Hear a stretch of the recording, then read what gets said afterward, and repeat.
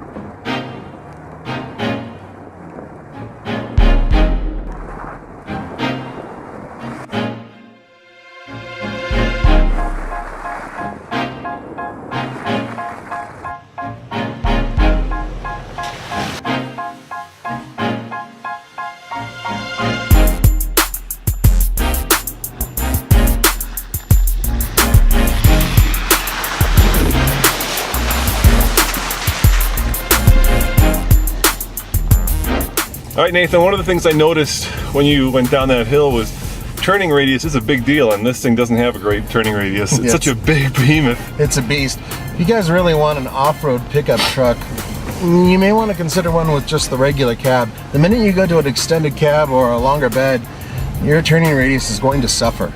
Yeah, and you also, of course, get a worse breakover angle, which is the angle at which you can high center the vehicle, and the longer the vehicle, the worse the breakover angle. Which is why the regular Jeep Wrangler, you know, the one with two doors, is one of the best off-road vehicles. It has great approach and departure angles, and the breakover angle is fantastic, even on the base model. And how does this thing feel off-road? Does it feel pretty comfortable? I mean, it feels like we're sitting on top of the world here. It's so tall and so high, which is great for off-road because a lot of ground clearance. A lot of ground clearance. Remember, coil spring rear suspension, which off-road, I mean, you know, there's two different schools of thought on terms of what's better, but I'll tell you this, it's very smooth, very comfortable. I'm not feeling anything underneath. No, it's just, well, it's such a big vehicle, it's just easily pulverizing anything under the mass of this big pickup. You also feel like, you know, you're very safe and secure just because of the mass of the thing. Right now, it's starting to snow pretty hard. We're going over some relatively, smallish to medium-sized routes, but yet, you know, I feel like we could just go on like this forever. Yeah, you know, this is the same trail we occasionally take crossovers up if they have enough ground clearance, and, you know, in those where we're biting our nails and white knuckles and all that, and this is like, yeah, whatever. All right, Nathan, you've driven the Ram. How is it off-road? It's not bad. I mean, one of the issues with any large vehicle is that it's a large vehicle. So when you're off-road, we had to pull the mirrors in, and we were just barely able to get through certain obstacles. And the other problem are, well, frankly, 20-inch wheels. I mean, the tread is only this much, so if we were to air down, and we never air down, but if we did, it'd be impossible with these. You know, when we compared this to the Denali, the GMC, you had all-wheel drive, and this has four-wheel drive. Can you explain the difference? All-wheel drive is a constant system. The vehicle, there are no levers, no nothing. All you have to do is just drive, and if it detects any slippage in the rear, it transfers power to the front wheels and allows them to go. You do nothing. All you do is just keep on driving like a maniac. And four-wheel drive, well, it's basically rear-wheel drive, which this is, with a knob or a lever that you select, and then you appropriate power to the front wheels. That's how it usually works. Yeah, there's a transfer case under here, and it just pops it to the front. And they're very different systems. Four-wheel drive is usually pickups, Jeeps. It's an older, more usually mechanical system, whereas all-wheel drive tends to be SUVs, crossovers, Subarus, more modern type of vehicles with a little bit more complicated system. But, you know, out here, you want four-wheel drive. The thing about all-wheel drive is that there's no low range. Basically, it's good for snow and dirt and mud. This, you can pop it into super low and go right up a hill. Works great. Speaking of that, can you go up that hill? Let's do it.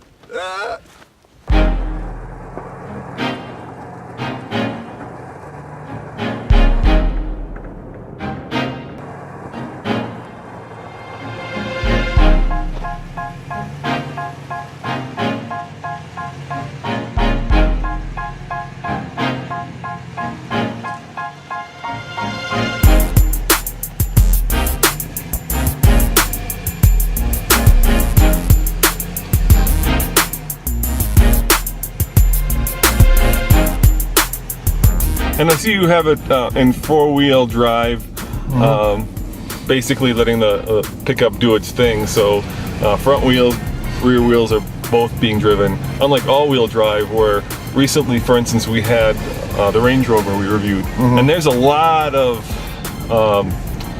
it's not technology, but certainly a lot of computer power going on underneath the hood. You can feel the vehicle trying to decide where it should send power, left wheel, right wheel, trying to maximize the power. This thing's just sending power, you know, to the front and the rear wheels. And you know what? I like it. It seems to work best. It's not a lot of you know, like technology that can go wrong.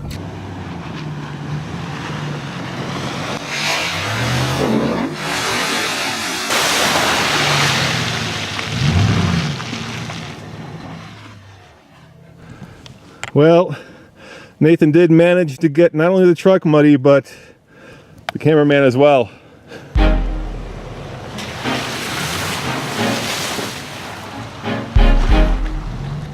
If you think about how long four-wheeling has been around, I'm talking about four-wheeling as a sport, something fun to do. A lot of people have become accustomed to a very simple setup in terms of being able to activate and deactivate your front wheels. And that is part of what four-wheeling is about. But the other half of it is this truck is capable enough to do an awful lot of what we've already done without four-wheel drive. Yeah, of course. Actually, we honestly didn't even have to switch into 4-wheel. Nah, so far so good. I don't think we need it. No. But the problem, of course, is if it gets to the very steep and deep part, it's just not. Mud puddles too. Yeah, getting stuck in mud, that's something that we definitely don't want to have happen. Yeah, and you know, I've been lucky enough, and so have you, to take a Power Wagon, which is basically this. That's even taller, bigger. Well, it's a 2500 and it's got the bigger axles and it's just got a beefier underside.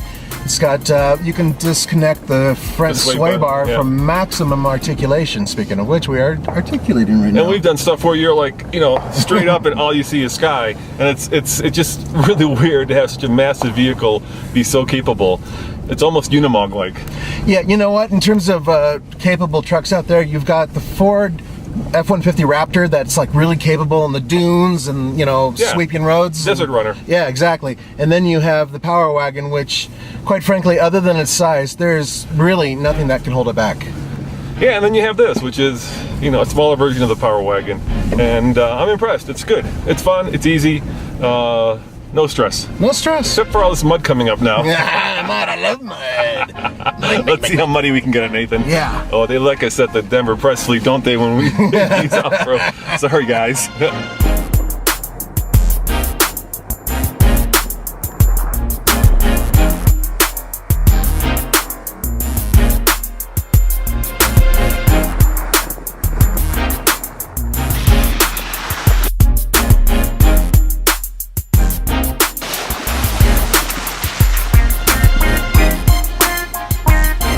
Well, Nathan, you not only managed to get this equipment muddy, but the camera equipment and the cameraman muddy. I bet you're enjoying yourself for that, aren't you? Not at all. Not at all. Well, look, honestly, it's hard to judge exactly what you're doing. This is the off-road part where this big truck may not make sense to some of you because I'm driving it. It's like driving a cruise ship or something. I have no idea what's going on outside. And I was splashing through the mud and everything else and going up and down. I couldn't feel it inside at all. Well, believe me, I felt it on the outside. As always, this is Nathan. And Roman. Roman saying, so long for the fast lane car, I better go wash my pants. Yeah, we're going to get you a fire hose and just kind of hose them off. And remember, subscribe. For a new video every single day. All right, we're not at our top. No, not today. See you next time. Bye.